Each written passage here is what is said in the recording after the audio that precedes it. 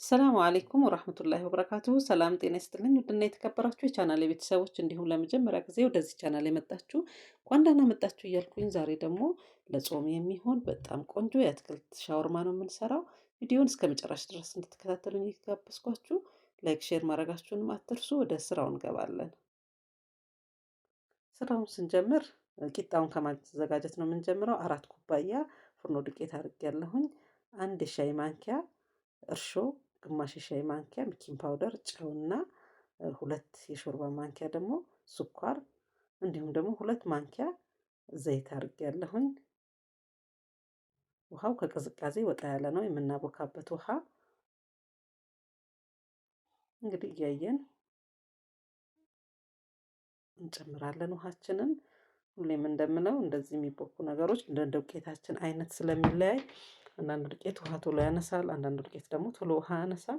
ስለዚህ ይህንን እያየን ዱቄታችንን እንጨምራለን። ውሃችንን እየጨመርን እናቦካለን። አጠቃላይ እንግዲህ እኔ ለ4 ኩባያ ፍርኖ ዱቄት 1 የውሃ ብርጭቆ ከሩብ ያህል ተጠቅሜያለሁኝ። የሊጡ መጠን ይሄን ያህል እንደተመለከታችሁት ሲሆን በደንብ አሽተነው ዘይት ትንሽ ከላይ ቀባቀባ አድርገን ላስኪት አልብሰን የተወሰነ ደቂቃ እናቆየዋለን። እስከዛ እንግዲህ ቁሌቱን እንሰራለን። ቁሌቱን ስንሰራ በቅድሚያ ዘይት ነው ያደረኩት መጥበሻ ላይ። ከዛም ትንሽ ከሙን ያልተፈጨ ከሙን ጨምሬያለሁኝ፣ ግማሽ ሻይ ማንኪያ የሚያክል። ከዛ እንዲህ እንደምትመለከቱት አንድ ተለቅ ያለ ሽንኩርት በቁመት የተከተፈ ጨምሬበታለሁ። ከዛም ነጭ ሽንኩርት፣ በርበሬ፣ ትንሽ ትንሽ ደግሞ እርድ አድርገን እንደዚህ እናቁላላዋለን።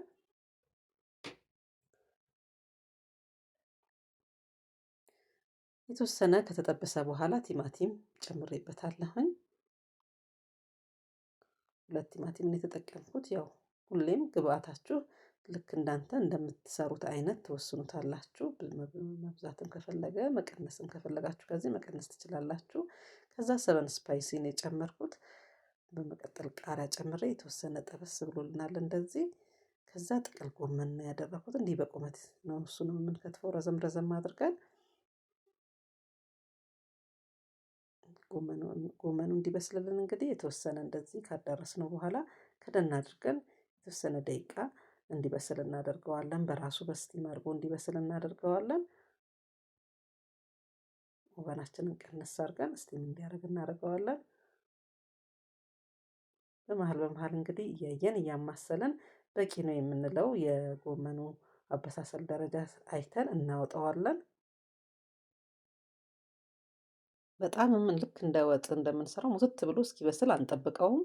የተወሰነ ያህል ሲበስል እንዲህ በአይን ስናየው ሙትት ሳይል በጣም እናወጣዋለን።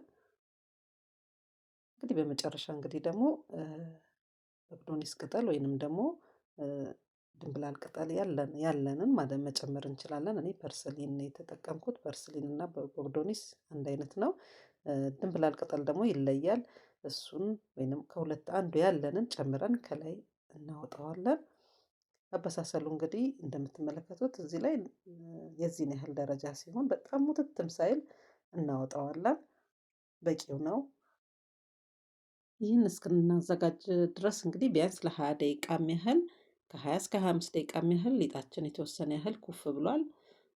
በቂው ነው።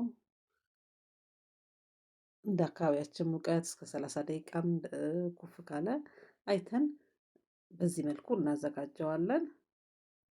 በትናንሹ ደብልለን እንደዚህ እቃ ላይ ካደረግን በኋላ እንዳይደርቅ ቶሎ ቶሎ ላስቲክ መልበሳችንን አንርሳ።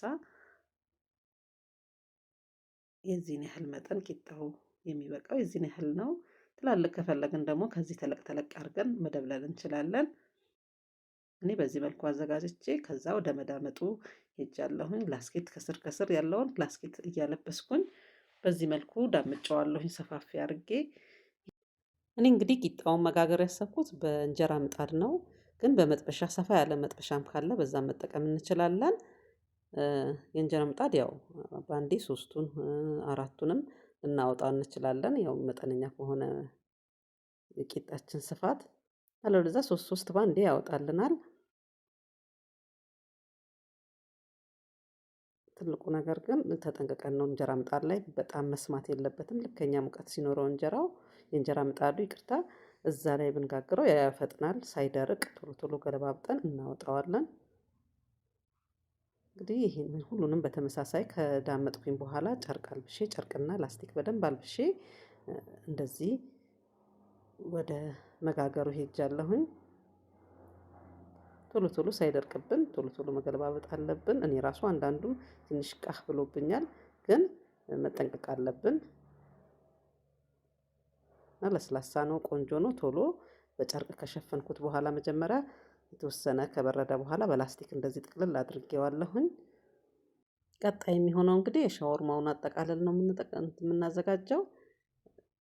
እንደተመለከታችሁት ጥቅል ጎመኑን ከዛ ችፕስ አዘጋጅቼ ነበረ። ችፕስ አደረኩበት፣ ድንች ጥብስ፣ ከዛ ጠሂና ነው ያደረኩበት። ጠሂና ቤት ውስጥ ማዘጋጀት እንችላለን።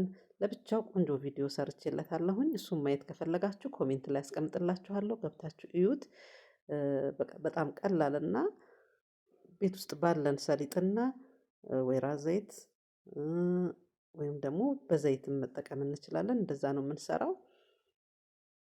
እንግዲህ እንዲህ ጠቅልዬ ካዘጋጀሁ በኋላ በዛው በመጥበሻው ላይ ባቁላላሁበት መጥበሻ ላይ እያገለባበጥኩኝ ትንሽ ቀላ እንዲል አደርገዋለሁኝ። ብዙም ሳይሆን ሞቅ ሞቅ አድርገን እናወርደዋለን። በጣም ቆንጆ ጣዕም ነው ያለው።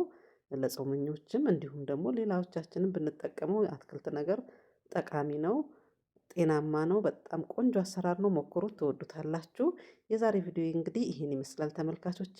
ስራዬን ከወደዳችሁት ላይክ፣ ሼር ማድረጋችሁን አትርሱ። እንዲሁም ደግሞ ኮሜንታችሁን አስቀምጡልኝ። ለመጀመሪያ ጊዜ ደግሞ ወደዚህ ቻናል የመጣችሁ ሰብስክራይብ እያደረጋችሁ ቤተሰብ ሁኑ። ጥሩ ጥሩ ነገሮችን እንማማርበታለን። አብራችሁኝ ስለቆያችሁ ስለተከታተላችሁኝ ሁላችሁንም ከልብ እያመሰገንኩኝ በቀጣይ ስራ እስክንገናኝ ድረስ ሰላም ሁኑልኝ።